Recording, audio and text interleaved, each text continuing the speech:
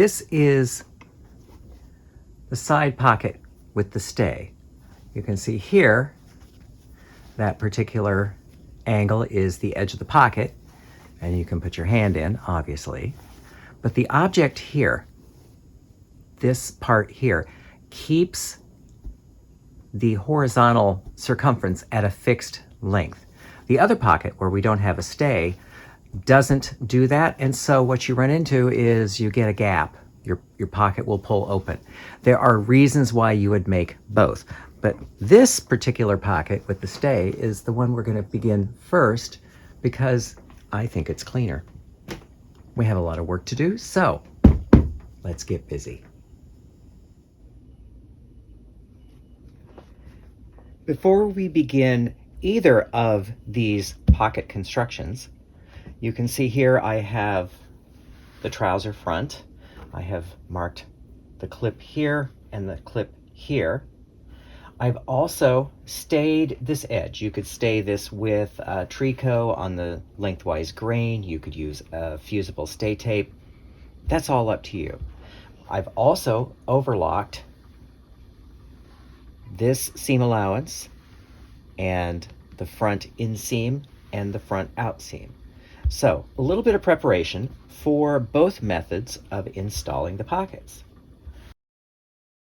So here we have all of the pieces for the side pocket with the stay. We have the body here. We have the applique, which is cut from the wool.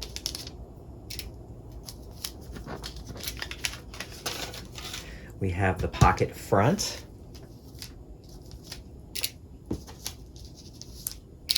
What I have done is I've taken the tracing paper and carbon and marked this line here, which you can see a little bit there. So this is the pocket front and the pocket back. To orient you here, this is the pocket back. I've marked that line as well. This will eventually sew to the pocket back.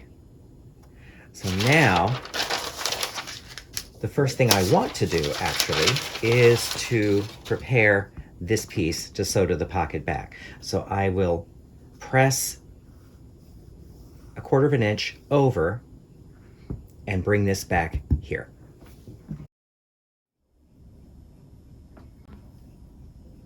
So as you can see, I have pressed that seam allowance back the 1/4 inch. And now I want to line it up because we're going to sew that down to the pocket back first. And then I'll machine baste around the perimeter. So there's no mystery here. So what I will do, now that I have everything pinned together, is I'm going to machine this all the way around. If you have a little mismatch down here, don't worry about that. That'll just go in the seam allowance. So I will bring back the results. So here we are.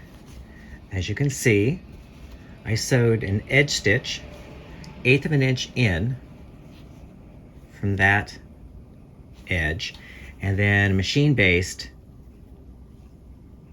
all the way around. So the pocket back is prepared. Next, we address the pocket front. The pocket front goes right sides together and joins with the pocket opening. Now we have sewn, we have the staying, we've stayed underneath here, so we can just pin these two together, and I will take these over to the machine and sew at 5/8 inch. Back from the machine, I've sewed 5/8 inch from the raw edge. So we want to press as sewn first, then I like to press towards the pocket.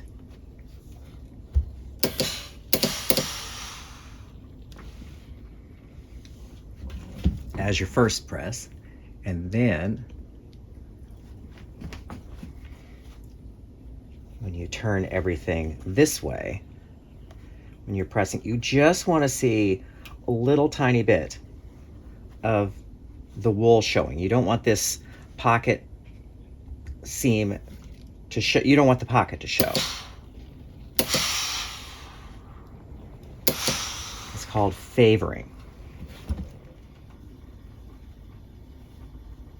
Just going to show just a little tiny bit. Now, the next step, I will go to the machine and do the decorative top stitch, and I will bring you back the results.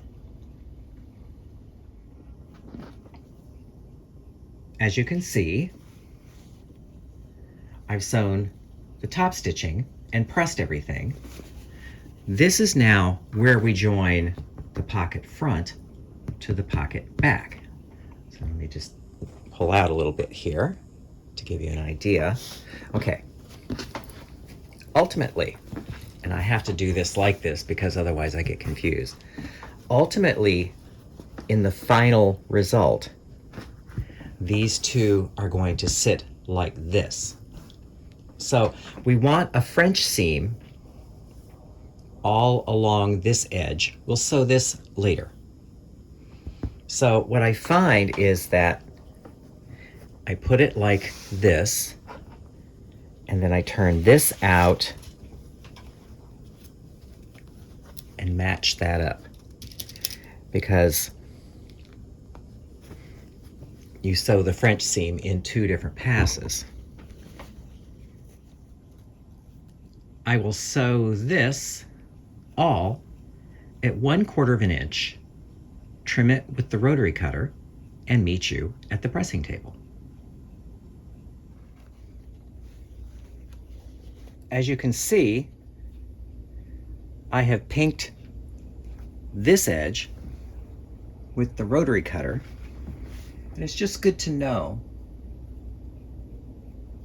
The rotary cutter I like better than pinking shears. I find it cuts reliably. Pinking shears sometimes chew the fabric.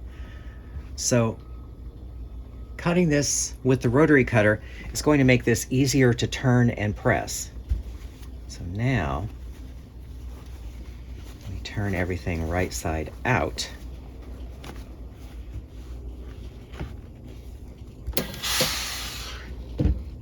And we press.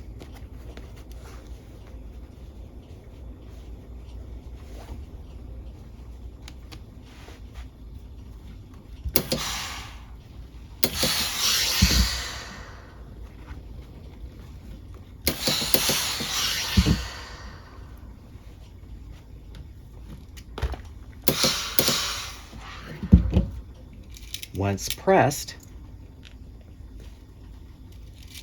I want to pin. Now, once pinned, I will sew top stitching at 3/8 of an inch. So I will go to the machine, sew this, and bring it back when I'm finished. We've sewn the top stitch, and we press. So now back to the work table. We're back from the work table, and what I'm doing right now is I just want to make sure everything lies flat, because now that falls where it needs to fall. Make sure that that is smoothed out, and then I want to pin along this marked line. Once I've pinned this line here, I'm going to sew through both layers blend the top stitching in down here. And that is actually going to create the entire pocket. So I will bring this back from the sewing machine when I've sewn it. So here we are with our pocket sewn. As you can see, I've sewn that line there, blending in. So this is our pocket, this is the stay. For the finishing, what I like to do is lay it flat and smooth everything out. You want to make sure that this seam here matches on both.